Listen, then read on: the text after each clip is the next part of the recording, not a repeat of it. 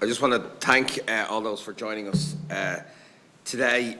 In many ways, it's very poignant that you're joining us from your own home. That I suppose is the subject of today. Many of the people who've talked about here mentioned that they weren't on the management company at a particular time, and I think that's partly because of the group of people who've been asked to take on many of these issues have been people who have voluntarily contributed to their owner management company, and they might have been people 10 years ago dealing with unfinished estates, then going on to the liquidation of developers and the whole issues around the MUDS Act and fighting for that, and then I suppose to discover the issues around defects. It was like the third wave, and that has a huge toll on the people who are voluntarily contributing to helping to effectively co-own the development they live in. We've talked a lot about co-living, but apartment owners effectively co-own a property. So I think it's important that we acknowledge that work that's been done by homeowners. I think there's been a significant departure in the programme for government in the direction on this issue. So while previously the government was relying on the view that it was a private matter, I think, like Deputy Ó Broin has said, I think there has been an indication now that there's a significant state involved that this is not purely a private matter. And I really welcome the hope that we can deliver some new scheme in the budget of next year, and the working group will help deliver that in the beginning of next year. I know you've already met with the department, and I think that day has been going very positively, the relationship with the new minister.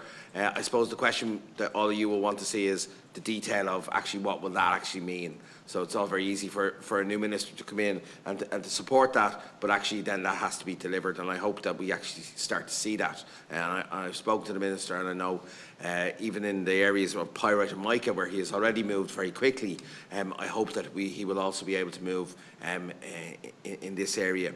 But I do want to move to an area where actually Ciara spoke about, and that's about the issue of accountability, because I think, and I remember back to some of the early meetings with Deirdre Fox in the Apartment Owners Network in Dublin City Council in the atrium. You know, you have been forced into a very difficult position where you've had to take a pragmatic approach to try and resolve your issue rather than going down the chain of accountability that Senator Siri Carney talked about. But the problem with that is that we might be able to find a resolution, but the real people who caused this problem may not actually face consequences. And so I hope that in the context of the discussion in the working group, while trying to receive a solution for each individual owner is really important, and we absolutely have to focus on that first, we also have to let the industry know that their industry failed in this issue, and that there is an accountability, and that if they aren't forthcoming in supporting the funding of this problem, then I think government will have to go further and force the industry to do it.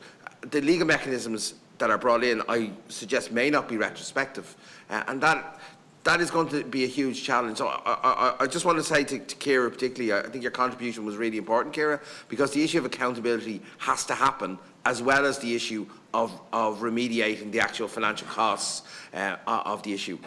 I also think we need to look, and the question maybe we'll ask here, Koch in the room, is the issue of multi-unit developments and the legislation around that, because this idea of neighbours forcing neighbours to do certain things is really difficult emotionally.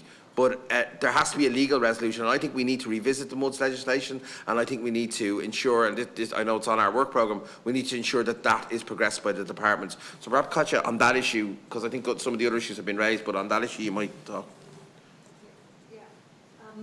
Just to say, the owners at Beacon South Quarter initially weren't looking to the government for the solutions to their problems. They wanted to the contractors and the developers to account.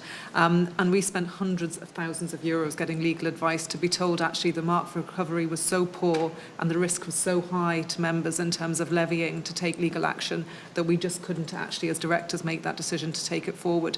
So our commitment to them is to lobby to actually get that. So I think, as Ciara said, that accountability is really strong.